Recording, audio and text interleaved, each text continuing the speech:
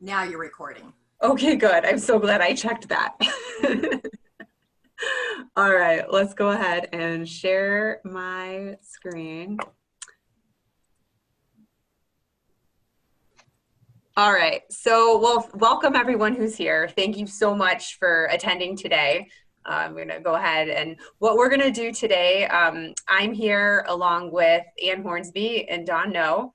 I'm Diana Isaacs, and we are all part of the Ohio coordinating body, and we held a virtual conference on Friday, June 5th, and we've been getting a lot of questions about all the logistics and the things involved in coordinating that effort. And so we thought we would go ahead and we'd do this webinar and we try to address all those logistics and then open it up for questions and just answer all your questions here. And this will be recorded, so hopefully whoever's not available today can also attend.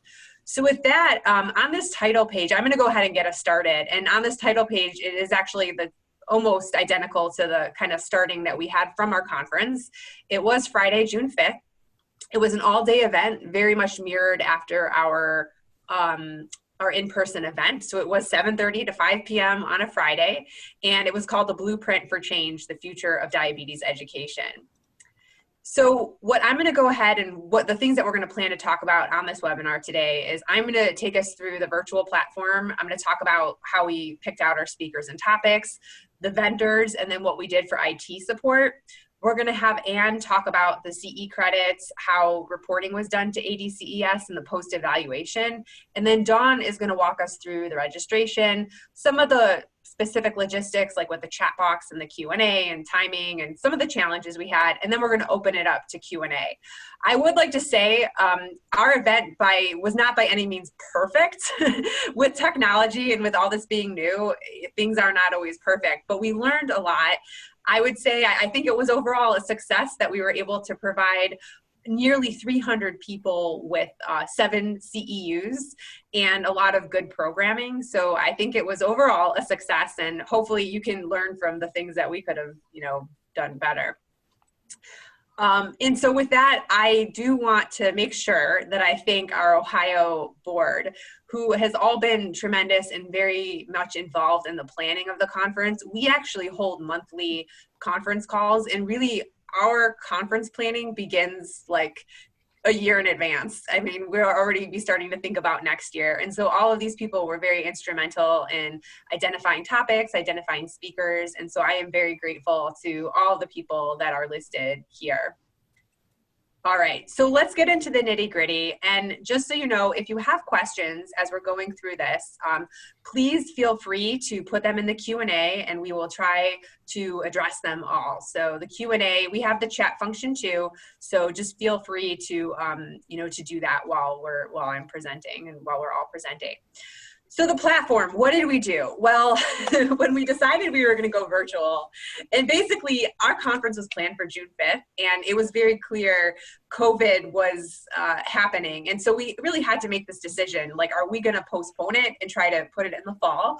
Or are we just going to go ahead and keep it as is and go virtual? And so we decided to go virtual before we really had any of the logistics figured out. But I started to do some investigating. There's a lot of different platforms that can be used. And ultimately, we chose Zoom for a couple of reasons. One is that you can just do month to month. So some of these other things are great. Like GoToMeetings looked nice, but you have to sign up for a whole year, and we didn't need a whole year and didn't want to pay that money. So Zoom was a pretty affordable option, also very intuitive to use. I think like we're all familiar. We're using Zoom Webinar now, which is the platform that we used. And you can see the cost is very affordable. So you need to have this account, this $14.99 account, but then you can select how many participants you want to have. So for a meeting, if you only think you're going to have 100 people, I mean, it's that 40 plus that 15 and $65.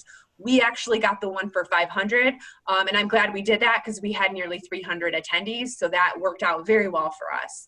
And it is a very intuitive platform to use. I was able to figure it out pretty quickly. But that being said, some of the cons with it is Zoom is getting overloaded. Zoom is being used for schools, for so many things. And so it was very difficult. It was actually impossible to talk to a live person. They have a lot of great videos, and I sat through watching many of them. And I will say they had email support. So I did have a person I was communicating with that provided answers for me, and but it's still not the same. Like sometimes when you have that, one-on-one, you can just get all your questions answered right away. So those are kind of some of the pros and cons with that.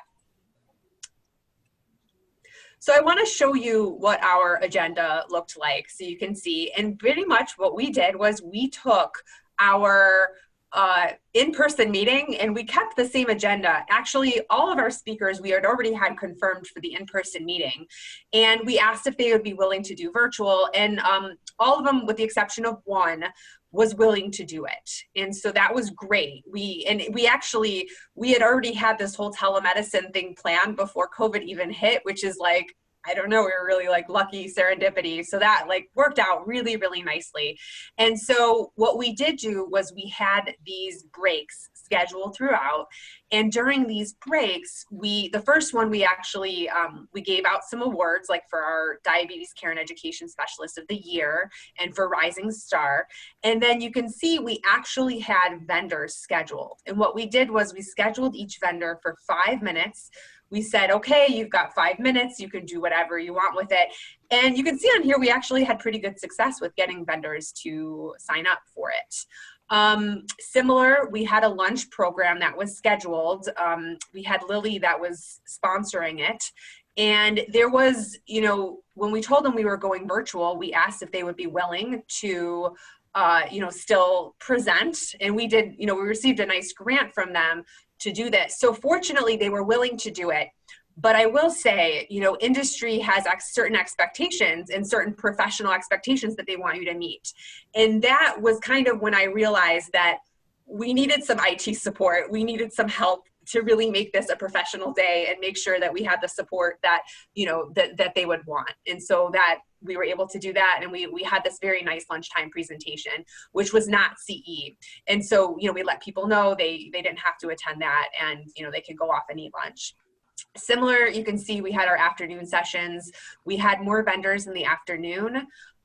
And also we ended the day, I actually think this was brilliant. And if you want more info, I can connect you with Hillary, but she did this amazing Diabetes Jeopardy, and she used this app, which maybe Dawn or Ann knows.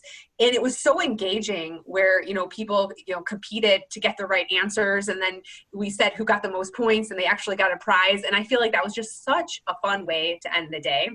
And one more thing to say about this, because it doesn't really show on here, but our telemedicine panel was very engaging. We actually had representatives from different, areas like Ohio State and the VA, and it was just really like Cleveland Clinic, and it was very interesting to hear everyone's perspectives on all of those things. So this was one of the slides I used when I made my opening remarks. Let's smile and laugh and have fun today, because the one thing we know with technology is anything can go wrong. And I'll tell you, things went wrong. They went wrong. We had, Anne was moderating, and like, she does Zoom every single day and never has problems. And of course, during our conference, there was connectivity issues, but that's okay. I was able to jump in. So it's kind of like you just have to be flexible. And I think it helps to let attendees know, hey, we're trying our best. This is new for us. We're not experts in giving virtual meetings, but we're trying really hard. And so I think that helped. One of our speakers at the beginning of the day, he also had trouble connecting to audio. And so we made sure, the second person, they may have to go early. We might have to flip flop, but you let people know that, and you just say, hey, it's all okay. It's all going to work out. I also gave this housekeeping at the beginning of the day too. So you'll notice that all of you who are watching right now, who are not panelists, you are muted. That's for a reason. I've seen things go awry with the regular Zoom when you don't automatically mute people and then you hear all this background noise. So that's what we automatically did, and only the panelists were able to talk. I told people that pajamas are okay, right? Because it's virtual, or because we couldn't see their videos if they were just attending, only the panelists we could see. We tried to use the chat feature to really engage in discussion and encourage people to use that, but we did have the ability to turn that off. And specifically with our vendor, Lily, they actually wanted that turned off and just to have the Q&A so that they could better regulate that. We recorded the CE sessions so that they were available to watch later, understanding that one day, 10 hours is a lot, or I guess it was like 9.5. You know, that's a lot of time. It was tough for me to sit still that whole day. So we understand that, you know, people may need to step away, so they do have that flexibility to watch. I will say I was very happy that throughout the day we had high numbers of people. So I think we did have a lot of engagement throughout the whole entire day. And hey, Diana. Yeah, go ahead. On that note, Lorianne has a great question about the vendors, and could the lunch vendors see how many people were on and watching at that time, or do we have to give them those numbers?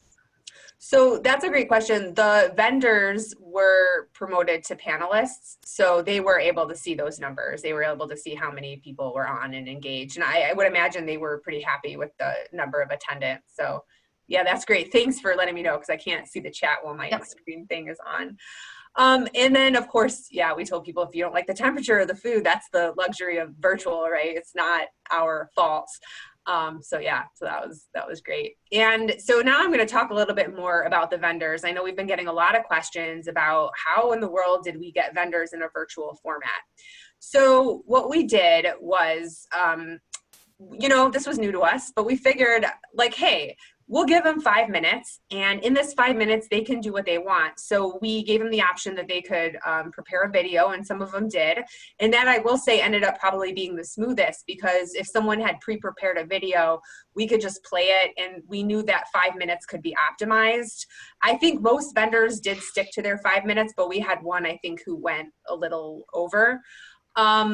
The other thing was, in addition to the 5 minutes, we told them that they could have 2 free registrations as well. And then we also said that we would share any resources with our attendees. So what I did prior to the meeting was I emailed out whatever PDFs they wanted me to share, websites, different things, to our attendees so that they had all those different types of handouts and everything. So what did we charge for this? I'm sure there's questions about that. $500. When we thought about this, we didn't know what to expect, if some were gonna be like, $500 for 5 minutes. But I mean, you can see here, I think we had pretty good success. We had 10 vendors. Novo actually had 2 booths, and then Lily, for the Lily presentation, we actually received $4,000 for that whole lunchtime, that 45-minute slot. So I was very pleased with that. I think the good news is, you know, we can still get vendors even for virtual formats. One of the areas that I think allowed us to be more successful, that was actually a pro to it being virtual, is I was able to reach out to my Cleveland sales reps and talk to them. Usually we do our conference in Columbus, and I don't have those relationships established with the Columbus people, so that sometimes is a little harder. So in this way, it was actually in some ways a little bit easier. In addition to our wonderful vendor support, IT support is what really, really made it made it good. So we realized, and I really thank Anne for this, because she helped connect us to Nate Corson, who was actually, he is a freelancer. And I'll tell you, originally I reached out to Zoom and I said, hey, do you have, you know, are you able to provide tech support? And what they told me was, no, they're so busy and overloaded that they can't. But they referred me to a different company that was very responsive and gave me a quote, and the quote was $2,500. So we thought that was, you know, it was a bit much. So we were able to get Nate as a freelancer, and we, you know, agreed on $800. And so he was there with us the entire day, as well as he actually did all of the we met with all the speakers in advance and the vendors in advance to make sure they were comfortable with the platform, and he did those meetings for us. So we are very, very grateful for that. And he actually ended up, you know, editing the videos, which we didn't need so much editing, but just kind of splicing them so each were separate. So I am so grateful for that. I mean, I was on the whole day too. And I mean, all of our board was, but having that extra support person was just invaluable. And I would really recommend that for everyone. And then the other person I want to thank is Liz Catalano at ADCES, who really did everything for us with the registration. If you don't know, ADCES Connect, they switched to a different platform. So there were some changes with that. And there were a lot of questions that came up and some challenges with the registration. And Liz was just really, amazing with troubleshooting those things and helping people navigate that so that they were able to register. So, I mean, you can't do something like this alone. Having that support is so tremendously helpful. And then with that, I'm going to go ahead and turn it over to Anne, who's going to talk to you more about the CE. All righty. Thanks, Diana. Yeah, we had some interesting times, but all in all, the comments that we were getting from all the participants is that they can't believe they stayed for the entire program because it was so engaging. We had some excellent speakers and definitely a fun day. A couple things about the CE. So if anybody does this, you have to start probably 6 to 8 months prior to the conference in order to get all the paperwork in. And so I did all the paperwork. We got all the activity plan in. We got everything was ready to go. And then we decided to do virtual. So, and my big thank you goes to Maria Anacini, who works with us on the CE area. And I said, oh my gosh, Maria, this is what we're planning on doing. What do I need to do? She was fabulous, sent me the documentation that we needed to do for changing anything. And then we had to change how we were going to do it from in-person to virtual webinar. And it was very simple. I got it all done. The one thing that I would probably do now differently, of course, hindsight is 20/20. Is that I would, when we are asking the speakers if they would like to present at the conference, the next round that I will do is, if for any reason we have to do a virtual conference, would you be willing to do a virtual conference instead of doing in person? Because we did have one of the physicians who could not speak, who preferred not to speak virtually. And so we're going to bring her back for next year, and hopefully we can have a real live in-person conference. So that's what I would do there. And people had to, let me back up here. So we got all the paperwork in, we got everything changed to do the virtual, and everything was good. So everybody got their presentation to me. And so what we decided as a board is that we gave all of the presentations to Nate. He put them on his computer and he would get them ready for everybody. And once that presenter came up, everything came up, and then he gave control over to the presenter. And you guys, that worked beautifully, because my concern is that even though we do Zoom a lot, you may forget or not quite sure how to do something. So again, I can't say enough about Nate. So that worked very well. So then once the presentations were done, I did a Google form for the evaluation. And if you aren't doing electronic evaluations, you got to switch to it because it is so much easier than the paper version. A couple of things with the CEs is you had to make sure that you attended all sessions, or at least review all the recordings. And even on the evaluation, we made what we call the guilt statement that said, I confirm I attended or reviewed all of the sessions, and everybody said yes. We had 4 or 5 weeks to fill out the CE evaluation, and just did all my analysis and everything worked beautifully. I'd be more than happy to talk to a little, if you guys need any help with Google Forms, they're very simple to use. Oh, please don't fill out until you've attended or watched all the sessions. So, so anyway, I'm just in the process. I will have all my paperwork completed for ADCES. tomorrow, and I will be able to do my final prep. So there's a lot involved there, so I'm not going to go into it. If you've done it before and you need help, I can certainly be reached.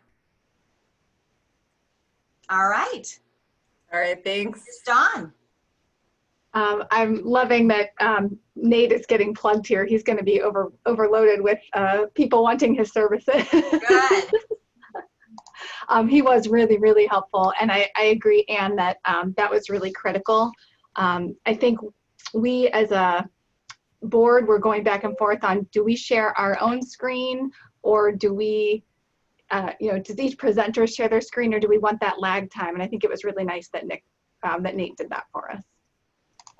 So we're going to talk a little bit more about some of the logistics. Diana mentioned that the registration was through ADCES website, and I believe that all of webinars for ADCES are typically through their website anyways, so I don't know that we would do this any differently the next time. It had been that we had already set up our event that was supposed to be live. We had set up registration, as Diana mentioned, so everything, we had a link to register. All payment was going directly through ADCES. We just needed to transition it to from the old AADE website to the new ADCES website. And again, Liz Catalano did an excellent job for us. Similar to all the other conferences you all have potentially registered for, we had people that paid the higher amount first, meaning that they needed refunds. So that was a piece that you might have, as we were in transition, we had to figure out. If you go virtual from the beginning, you can handle that. The chat box. So as we are, sitting here, as Diana and Anne were talking, it's nice to be able to monitor the chat box. I was doing that for them. And I think as a board, it made me realize that this is the same thing that we would do in an in-person conference. All of us would be kind of sitting at the back, trying to make sure that everything was running smoothly on an in-person conference. And so we did the exact same thing from a virtual. All the board members were the panelists and speakers were engaged in watching that chat.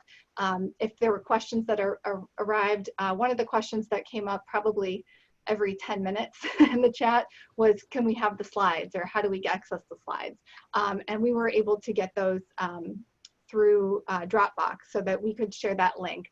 Sometimes that was a challenge, that people at their work site could not access Dropbox. That actually happened to me here at Cleveland Clinic. I was testing it the night before the conference, and I realized that Cleveland Clinic would not let me open it. So I think Diana was able to get the links. I don't know all her logistics and the way she was able to get the link set up. Yeah, I asked a friend to post it to a website, and so it made it a link, so people just automatically click the link. So it helps to know people, but I don't think it's a difficult thing to do, but we just put it directly a link on a website. And so once we had that, we could actually share just that link instead of the link to Dropbox in the chat box. So these are some of the things that as the day was going on that I might have been monitoring, or Anne might have been monitoring. So sharing the link, sharing the slides, making sure that if there were a ton of questions in the Q&A, that we were kind of also delegating who's answering those when. And I'll talk a little bit about that more in a second. Diana also mentioned the ability to turn on and off the chat box, which again was requested by one of our vendors, and why we picked the webinar version of Zoom to be able to use it this way. So we kept that off during that lunch presentation, but turned it back on during the other presentations. For the Q&A, what I really liked about the Q&A was that it did give us an option to look at, as a speaker, I felt it was challenging to look at the Q&A while you were speaking, but we had our board behind us, in the background looking at those questions. And so they would kind of look through the questions, see which ones that we might be able to answer live, ask the speaker if there was time to answer those questions live. And then we used as much time as we could to answer live questions. But then after our presentation, after our speakers were done presenting, they could actually go back into the Q&A section and address those questions after their presentation, but yet during the webinar. So people were still able to get their questions answered fairly quickly. And then I believe we also, Diana was able to get a, Diana was able to get a script of all the questions that were asked. And then that was anything that was not addressed for whatever reason was then addressed after the conference and sent out. And then timing, I think it's really important to talk about. You need extra time for pretty much everything, because at some point, like Diana said, something is probably could go wrong. So from one of the very first examples in our thing is our first gentleman, our first speaker of the day, was struggling to get, I think, his sound working. And I was the next speaker, and I was there, I was listening, and Diana said, "Hey, Dawn, if you need to go next, can you jump in?" Even though it was 40 minutes before my time to speak. So I think it's important to make sure that your speakers are available and ready and aware that there may be some adjustment of the agenda depending on technology issues. Flexibility is the key. Flexibility, yes. Hey, Don, one of the things that I wanted to mention that I think we're definitely going to do different if we have to do this again. I was the moderator for everyone. And so I introduced the people and made sure that they were on time. And 5 minutes prior to the end of the presentation, you'd see me pop up in the screen. But I was also trying to do the chat, and which I don't recommend. You need a moderator, you need somebody checking the chat box, you need somebody doing the Q&A. But again, we were just, we were new at this, and so that's what happens. The other thing that, of course, my computer was the one that froze, and I talked to a couple of my IT folks. He said, every single day that you start your day, turn your computer off, let it set for 10 seconds, turn it back on, and you won't have any freezes. He goes, it happens once in a million, but of course, when it's most important, it happens to you. So that was a tip I got from an IT, and I will definitely pass that along to all my fellow diabetes educators.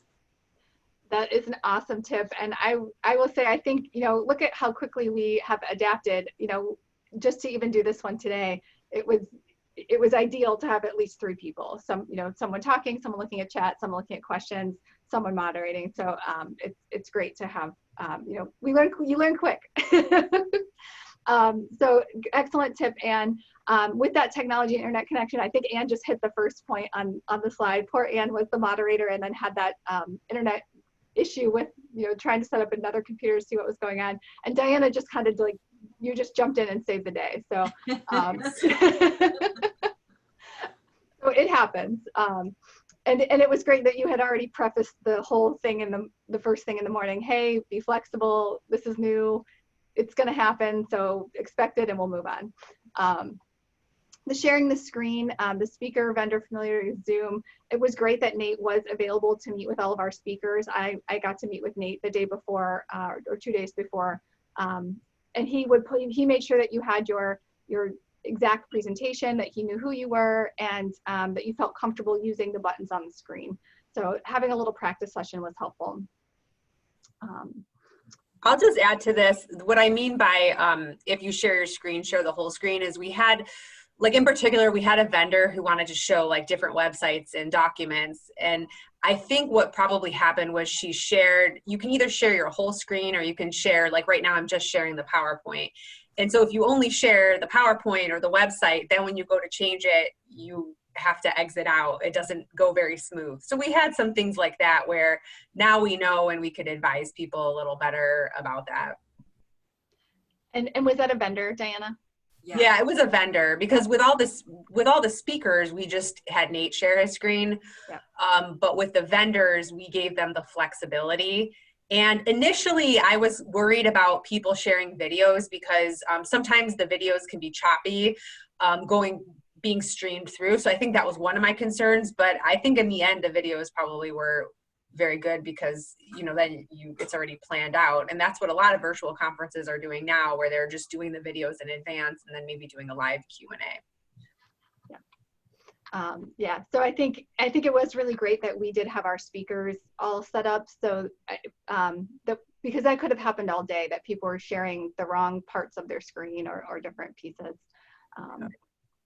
So having a call-in number as a backup, all of our board and speakers, we had everyone's phone number, and I think Anne was instrumental in making sure that everyone had everyone's phone number just in case.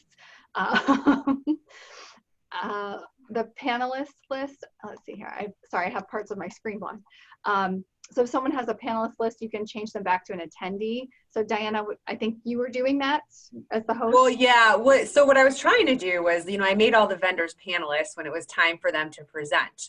But some of the vendors got on really early. And I remember in particular, like when Lily was presenting, I didn't want all these other panelists on there. So I demoted people to attendees. But what I didn't realize is if you do that, and then let's say they get kicked out or they log off and they want to come back in, their link won't work anymore. So that was eye-opening for me. And so now I know I need to either keep them as a panelist or just give them the attendee link, or give them both maybe, and then just promote them to a panelist when they're ready to talk.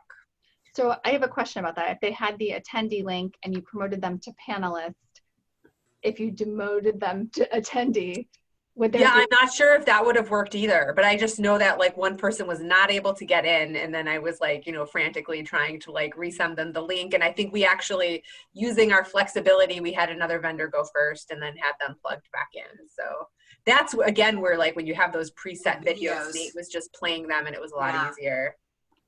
Yeah, lessons learned. Yeah. Oh yeah.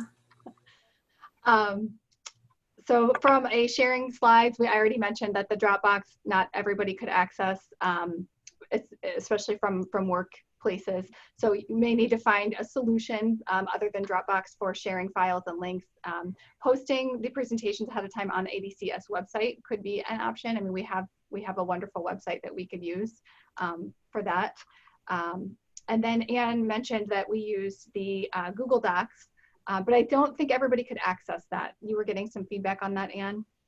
Yeah, actually, it's the Google form is what I used. And I would say 90% of the folks were able to access as long as they were using their personal computer. We had a lot of government and big facilities that block all of that, which I understand.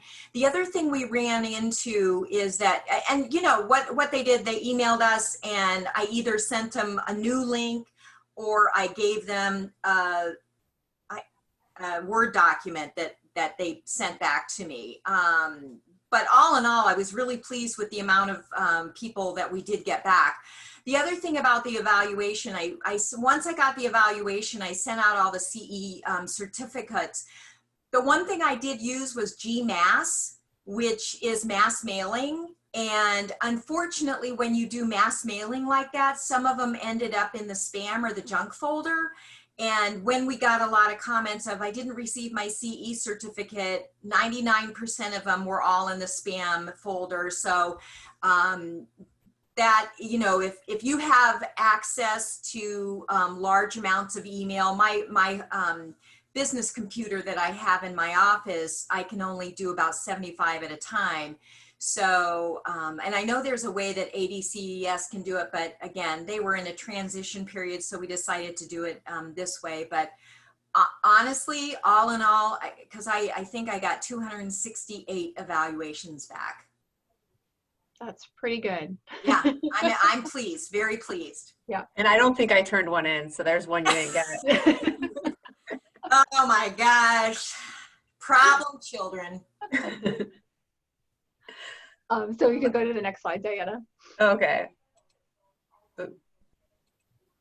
So yeah, so basically now we want to open it up for what questions you have. So feel free to, I've got the chat open and I've got the Q&A, so feel free to put your questions in there. I did make a note of some questions that have come in while we've been talking. So one of them, I think Dawn commented, we actually used Kahoot for the Jeopardy!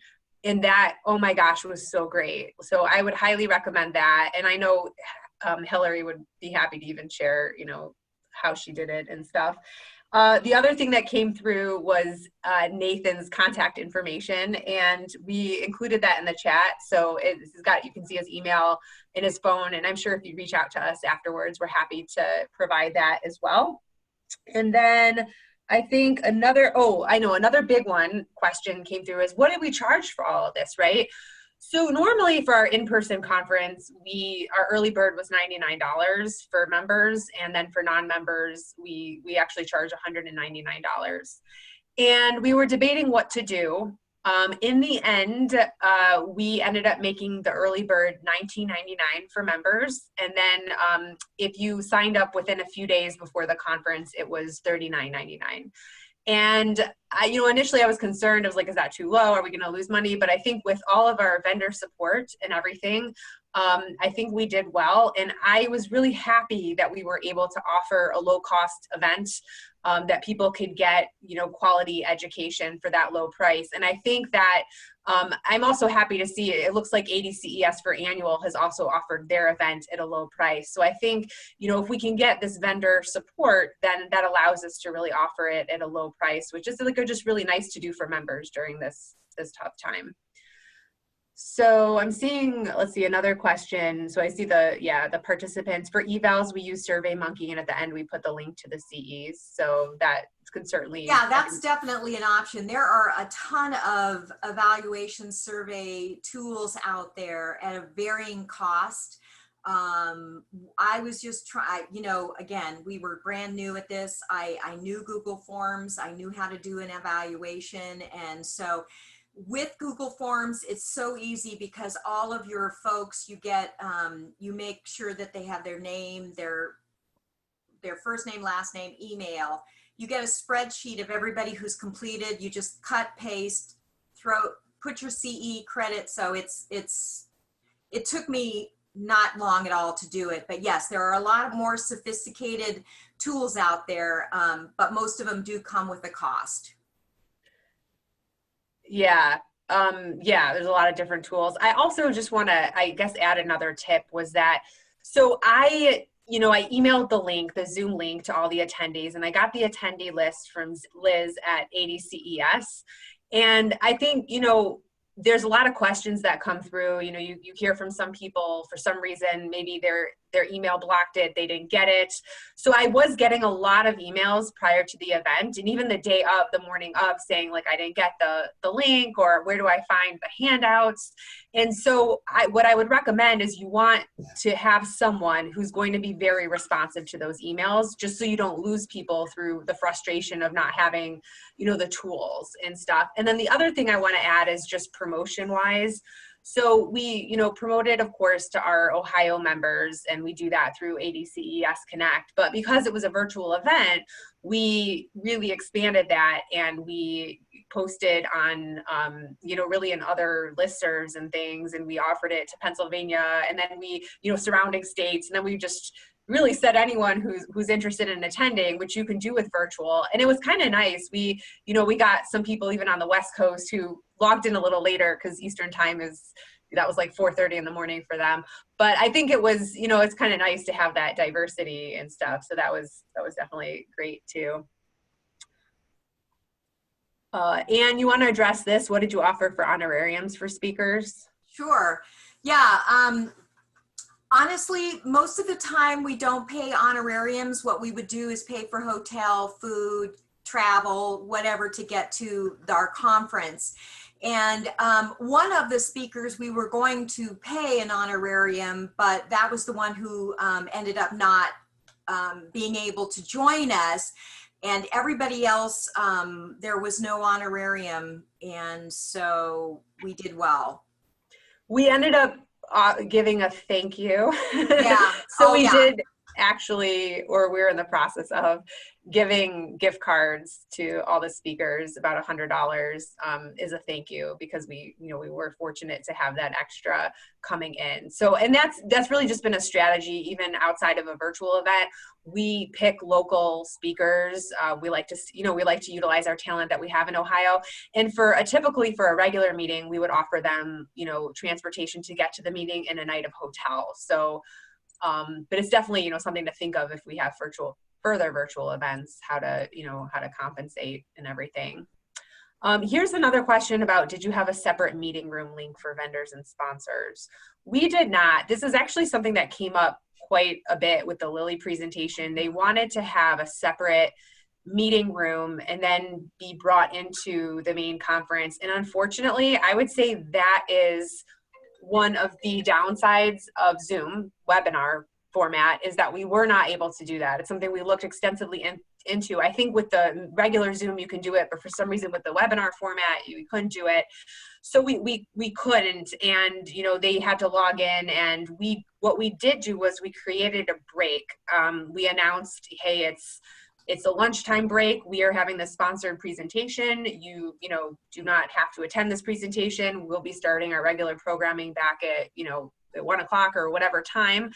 And that was able to break it up. And we put in an extra break to make sure that the Lilly people were on the line, that they were comfortable.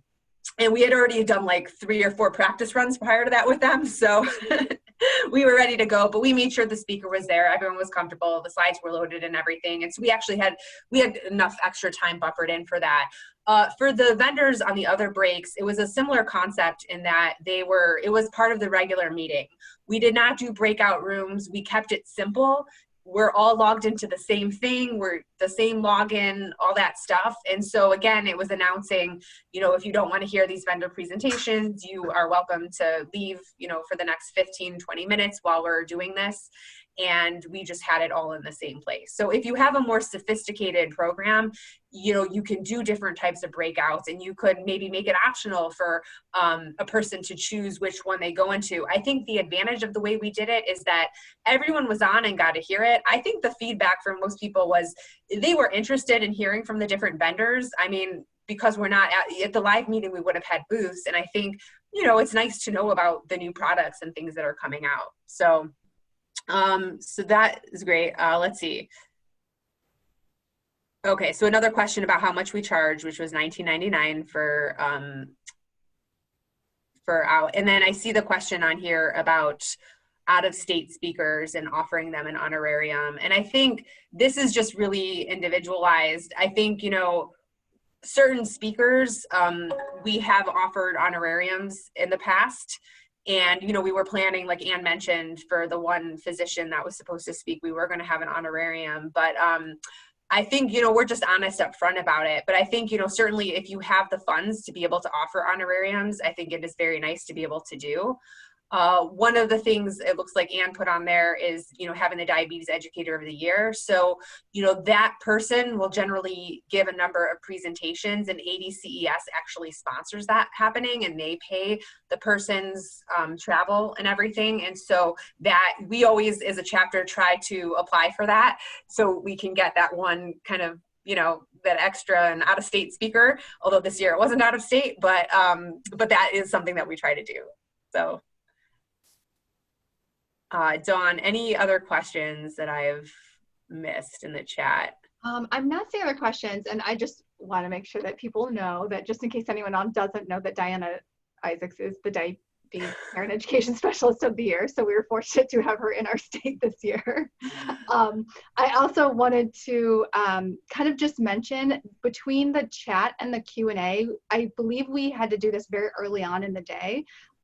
We asked specifically, you know, for today's webinar, we have, I think, 30 people on right now. It's very easy to look back and forth for questions within the chat, but when you have 200 to 300 people chatting away about the presentation, which is wonderful that they're doing that, you miss the questions. So I think at the beginning of the day, we asked people to put their questions. They were starting to put them in the chat, and then we asked people to put them in the Q&A section so that we could better moderate and answer questions that were pertaining to the presentations. Yeah, and one of the things we did too was, if we couldn't get to all the questions, because, you know, there's limited time after each person's presentation, we would try to we could write in the answers, or the speaker could try to address them in the Q&A for everyone to see, which is kind of a nice thing. I also just wanted to add, if anybody here wants to speak instead of chatting, you can raise your hand, and as the host, I can allow you to speak or even share your video. So just wanted to throw that out there in case anyone really wants to do that. And I'm actually seeing a hand go up. So I am going to allow Lori Ann to talk, and I can actually even promote you to a panelist if you want to share your screen. So there we go. So I'll unmute you. So yeah, Lori Ann, we'd love to hear from you. Hi, I'm turning it on, even though I probably should have combed my hair. You look great. Thanks. Just got my new bangs.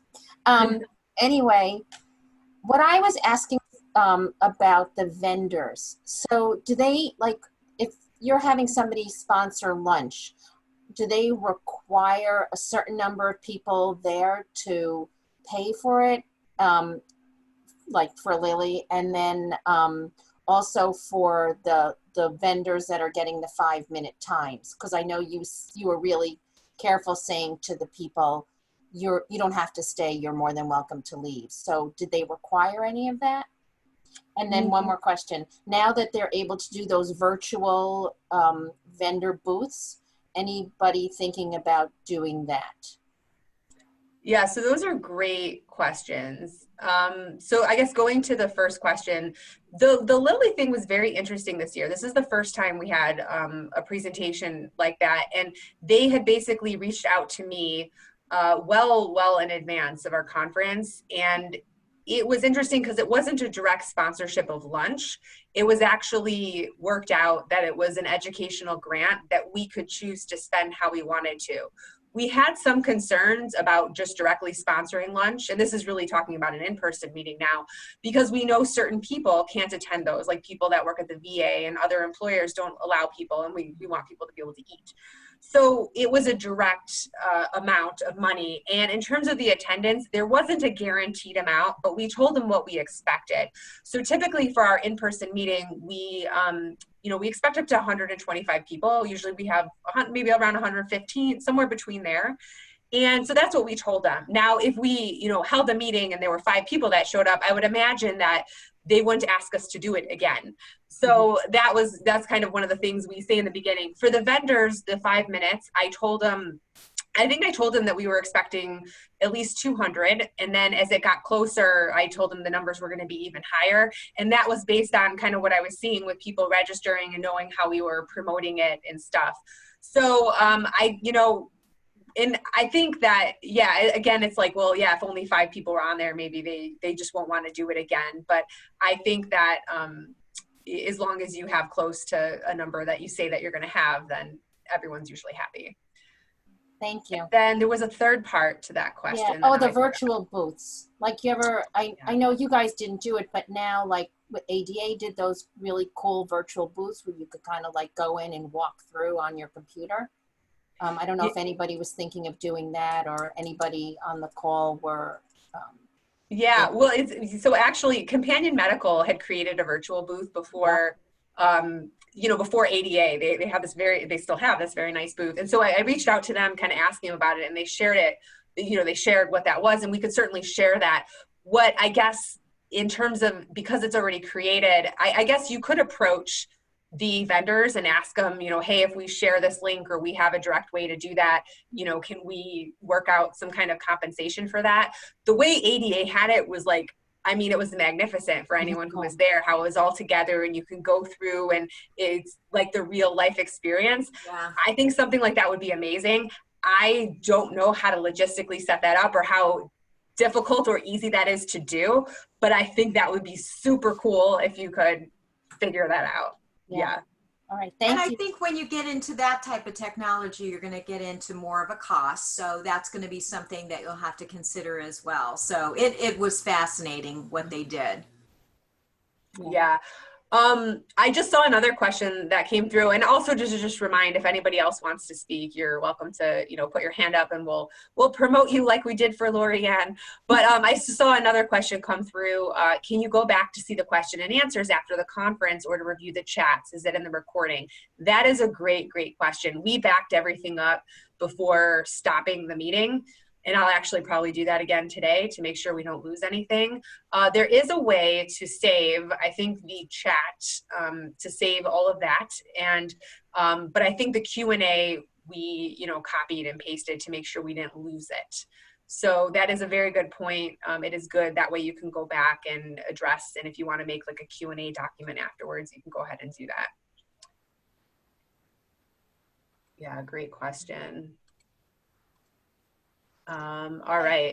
Diana, I just wanted to comment on the way that we sent out the recording was was kind of an edited version. So I don't think we didn't want people to have to look at 8 hours of video. So Diana was able to get it edited. So it'll be interesting to actually to look at this recording from today to see what we can see, to see if we can see chat and things, because I think this will be a different, correct me if I'm wrong, but this may be a different way that we're going to share this recording than what we did for our conference. Yeah, I don't think the chats and the Q&A will directly be there. I'll have to see actually, but that's the kind of thing, or maybe the chat is, but it could certainly be like you could copy and paste it and share it afterwards and stuff. And yeah, it helps to have that editing of the videos. And then it's a large file. So you just have to figure out how you're going to, you know, share it in a way with people, whether you post it on a website or, you know, Dropbox, like we talked about, has some of those limitations that not everyone can access it. So, all right. I see a thank you for sharing your experience. So we're glad that you find that useful. Any other questions or any final comments from Anne or Dawn? Thank you, Diana, because while we were all going, I don't know, should we or shouldn't we, you said, let's do it. And between you and Anne, you guys really just made it happen. So thank you for moving us forward quickly. Well, thank you. Yeah, it's one of those things where, yeah, it's like sometimes you just got to go ahead and just gotta just do it. And you kind of figure it out and you learn a lot. And I'm grateful that we can take our experience and share that so you guys can learn from our mistakes and you can have the best possible event possible.